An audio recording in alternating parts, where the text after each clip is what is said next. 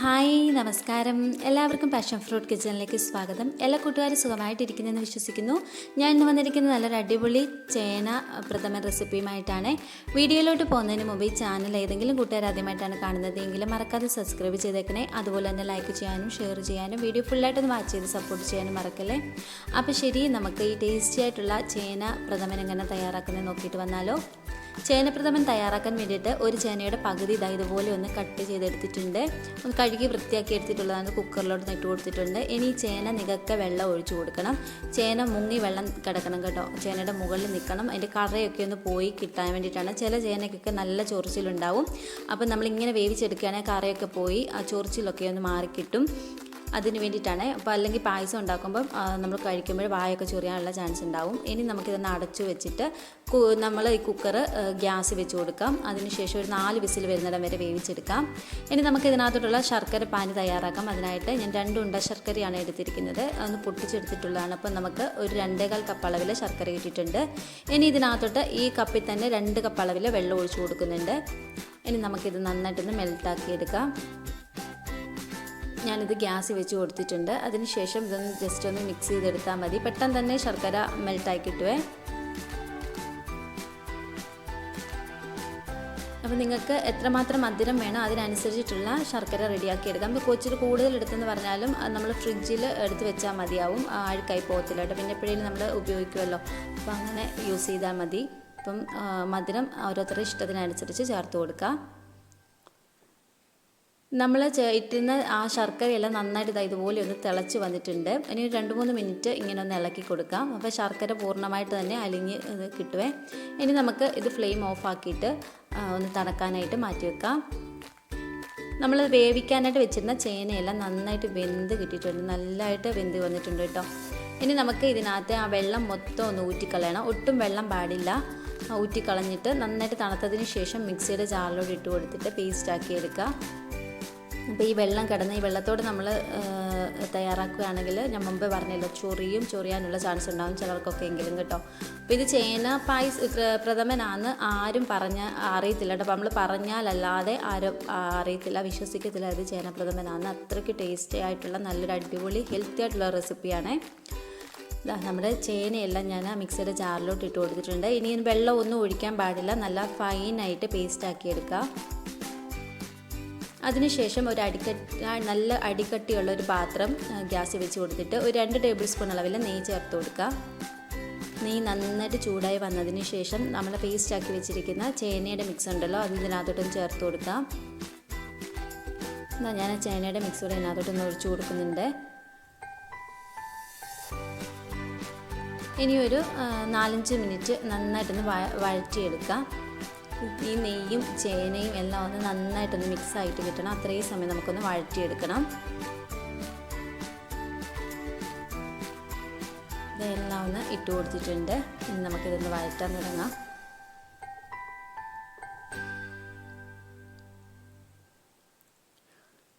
ചേനയും നെയ്യും എല്ലാം നന്നായിട്ടൊന്ന് മിക്സായിട്ട് വരുന്നുണ്ട്. ഇനി നമ്മൾ തയ്യാറാക്കി വെച്ചിരിക്കുന്ന ആ ശർക്കര പാനി ഉണ്ടല്ലോ അത് ഇതിനകത്തോട്ടൊന്ന് ഒഴിച്ചു കൊടുക്കാം. അപ്പോൾ ശർക്കര പാനി ഒഴിക്കുമ്പോഴേ അരിച്ച് വേണം ഒഴിക്കാനായിട്ട്. എന്തെങ്കിലും കട്ടയോ അഴുക്കോ പൊടിയൊക്കെ ഉണ്ടെങ്കിൽ മാറിക്കിട്ടാൻ വേണ്ടിയിട്ടാണ് അരിച്ചു കൊടുക്കണമെന്ന് പറഞ്ഞത്.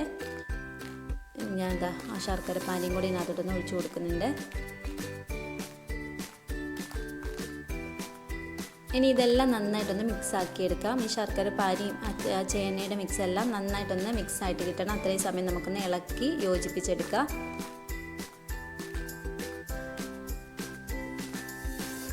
ഇതെല്ലാം ഒന്ന് നന്നായിട്ടൊന്ന് മിക്സായിട്ട് വരുന്നുണ്ട്. ഇനി ഇതെല്ലാം നന്നായിട്ടൊന്ന് മിക്സായി നന്നായിട്ട് തിള വരുന്നത്രയും സമയം നമുക്കിതൊന്ന് തിളപ്പിച്ചെടുക്കാം. അപ്പോൾ ഇപ്പം തന്നെ കുറുക്കിയൊന്നും എടുക്കേണ്ട കാര്യമില്ല. ജസ്റ്റ് ഇത് നന്നായിട്ടൊന്ന് തിളച്ച് വന്നാൽ മതിയാവും. ഇതുപോലെ ഒന്ന് തിളച്ച് വന്നിട്ടുണ്ട്.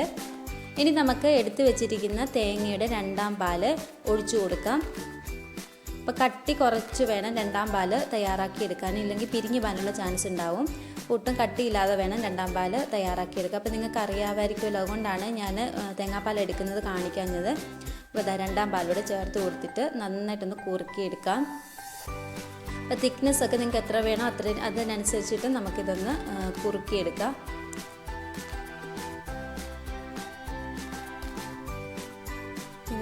നന്നായിട്ടൊന്ന് തിളച്ച് വരട്ടെ. തേങ്ങാപ്പാലോട് ഒഴിച്ച് കഴിഞ്ഞിട്ട് നന്നായിട്ട് ഇതുപോലെ ഒന്ന് തിളച്ച് വന്നിട്ടുണ്ട്.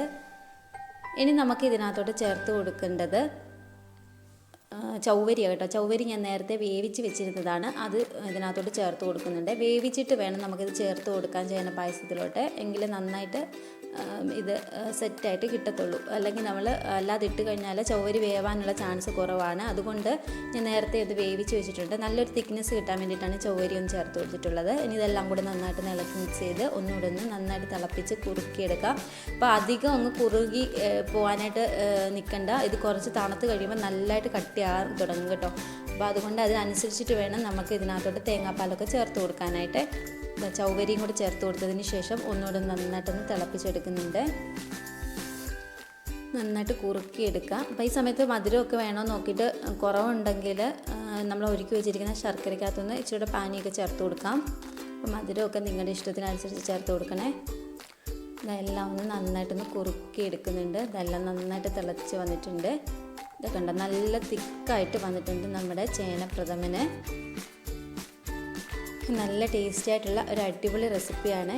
അപ്പം നിങ്ങൾ മറക്കാതെ ട്രൈ ചെയ്ത് നോക്കുക. ഇനി നമുക്ക് ഇതിനകത്തോട്ട് ചേർത്ത് കൊടുക്കേണ്ടത് തേങ്ങയുടെ കട്ടിയുള്ള ഒന്നാം പാലാണ്.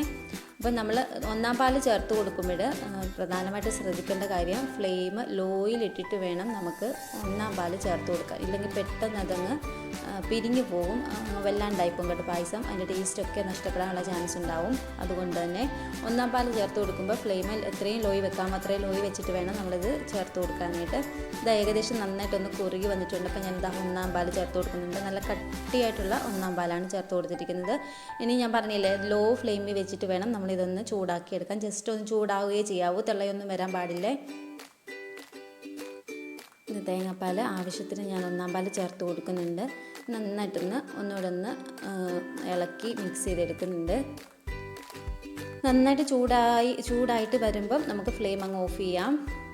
അല്ലെങ്കിൽ അങ്ങ് തിളച്ചു പോകും, പിരിഞ്ഞു പോകും പായസം, അതിൻ്റെ ടേസ്റ്റേ നഷ്ടപ്പെടും. ഏകദേശം എല്ലാം നന്നായിട്ട് നല്ല തിക്കായിട്ട് നമ്മുടെ ചേനപ്രഥമൻ റെഡി ആയിട്ട് വന്നിട്ടുണ്ട് കേട്ടോ.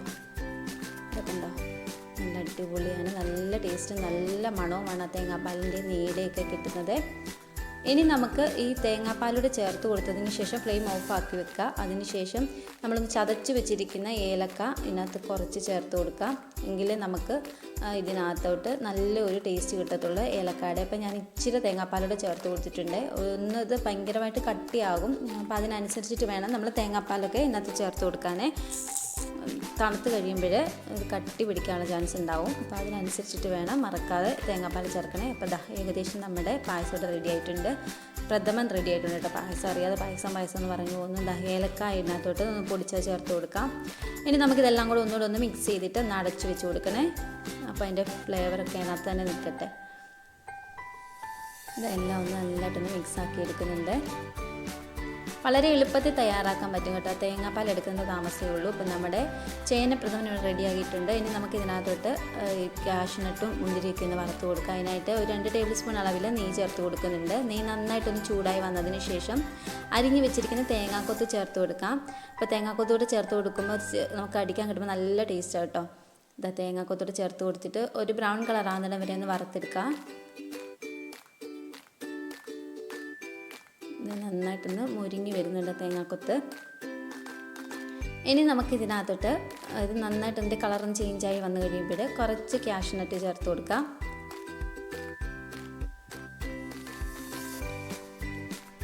ഇത് കാഷ്യും കൂടി ഇട്ടിട്ടുണ്ട്. ഇനി ഇതിൻ്റെ കളറൊന്ന് ഒരു ബ്രൗൺ കളറിലോട്ടാവട്ടെ. ഫ്ലെയിമിൽ ഓയിൽ വെച്ചിട്ട് വേണം ഇതെല്ലാം ചെയ്തെടുക്കാൻ, അല്ലെങ്കിൽ എല്ലാം കരിഞ്ഞു പോകും. അപ്പോൾ ഫ്ലെയിം ലോയിലാക്കാൻ പ്രത്യേകം ശ്രദ്ധിക്കണേ. ഇനി നമുക്ക് ഇതിനകത്തോട്ട് വേണ്ടുന്നത് കുറച്ച് മുന്തിരിയാണ്. ഉണക്കമുന്തിരിയോടെ ചേർത്ത് കൊടുത്തിട്ട് അതോടെ ഒന്ന് വറുത്തെടുക്കാം.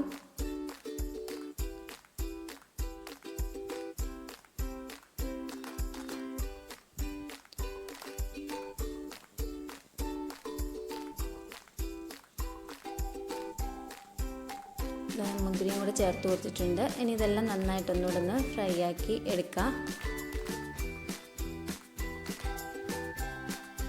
എല്ലാം ഒന്ന് റെഡി ആയിട്ട് വന്നിട്ടുണ്ട്. ഇനി നമ്മൾ തയ്യാറാക്കി വെച്ചിരിക്കുന്ന ചേനപ്രഥമനിലോട്ട് ഇത് ചേർത്ത് കൊടുക്കാം.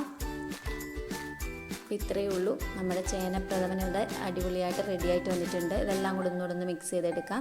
അപ്പോൾ വളരെ ടേസ്റ്റി ആയിട്ടുള്ള നല്ലൊരു അടിപൊളി ചേനപ്രഥമൻ ഇവിടെ റെഡിയായിട്ട് വന്നിട്ടുണ്ട്.